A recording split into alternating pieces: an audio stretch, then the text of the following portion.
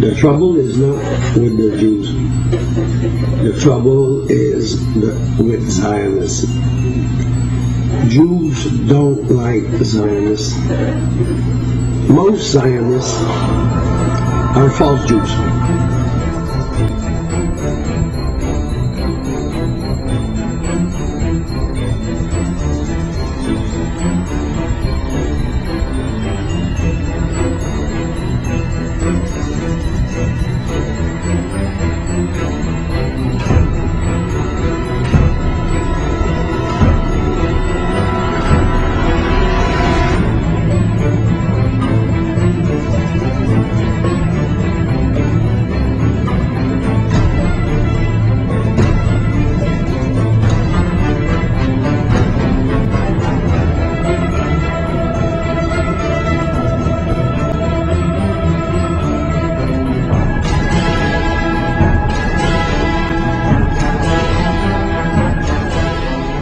Unfortunately, something new has developed in the world in the last 100 years, a new movement and ideology, and that is called Zionism.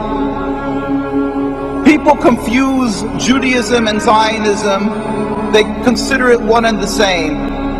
But it could be nothing further from the truth, because in actuality, Zionism is antithetical to Judaism. It is the diametric opposite.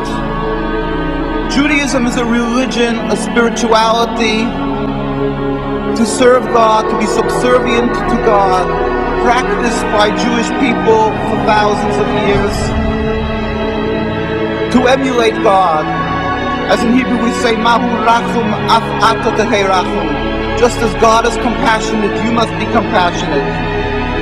Zionism is the transformation of Judaism into something new, entirely different, into nationalism, a political goal to have a land, to be a proud nation amongst nations, removing God from the equation.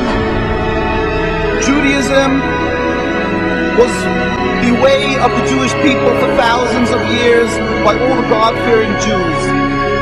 Zionism is 100 years old, by non-practice created, concocted by non-religious Jews as a whole.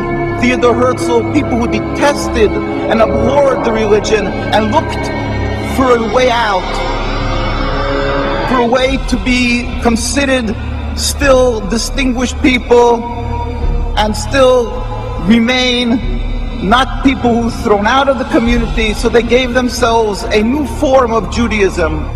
Congressman Julius Kahn presented Woodrow Wilson with a letter from three prominent Jewish Americans. They were Henry Berkowitz of Philadelphia, Max Senior of Cincinnati, and Professor Morris Jastrow of the University of Philadelphia, Pennsylvania.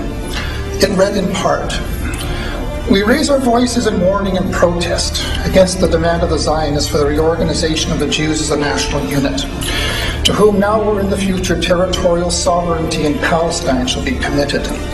This demand not only misrepresents the trend of the history of the Jews, who ceased to be a nation 2,000 years ago, but involves the limitation and possible annulment of the larger claims of Jews for full citizenship and human rights in all lands in which those rights are not yet secure.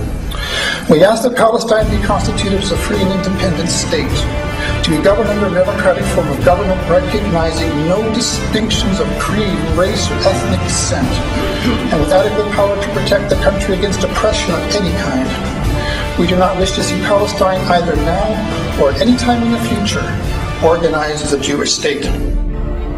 The Torah is very clear in that when there was a decree of exile for the Jewish people 2,000 years ago, we were expressly told by God that we are forbidden to try to recreate our own establishment, our own entity. We are forbidden to have a state. Even in an uninhabited land, we must accept that our being expelled from the land of Palestine and the destruction of the temple was not because of our physical lacking, but only because of our spiritual lacking, that we were not on enough of a high level of spirituality. the books of the prophets are opened. Anybody can see and read that. And we yearn and pray as a Jewish people for the day when ultimately God will end this exile that we have been sent into by He Himself, without any human intervention, when all humanity will recognize the one God. There will be a metaphysical change in the world. As it states across from the United Nations in the conclave wall called the Isaiah Wall, that the day will come when they will beat the swords into plowshares. One nation will not pick up a sword against another nation. That is what we as a Jewish people must yearn and pray for. And until that day comes, we must be loyal citizens, exemplary people throughout the world to serve God, be subservient, and be kind-hearted, good people as God requires.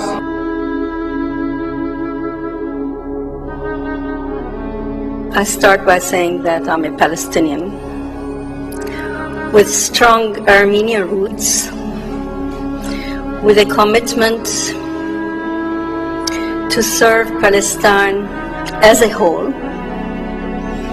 I am a product of a Palestine that was pre the State of Israel, with a birth certificate that says Palestine. And I think I have inherited that vision of that beautiful geographical spot that is a melting pot of different ethnic groups, which in my Christian faith is also the cradle of Christianity, but also the source of Judaism and Islam.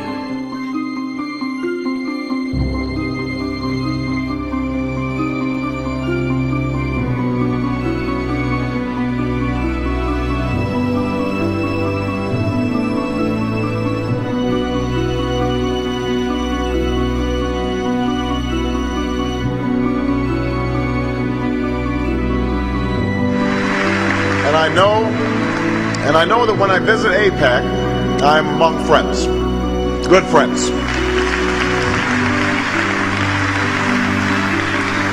Friends who share my strong commitment to make sure that the bond between the United States and Israel is unbreakable today, unbreakable tomorrow, unbreakable forever.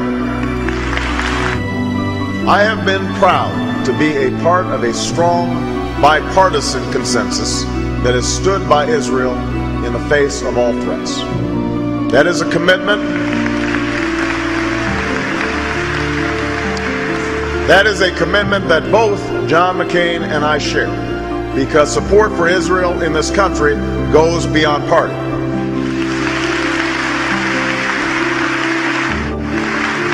Our alliance is based on shared interests and shared values.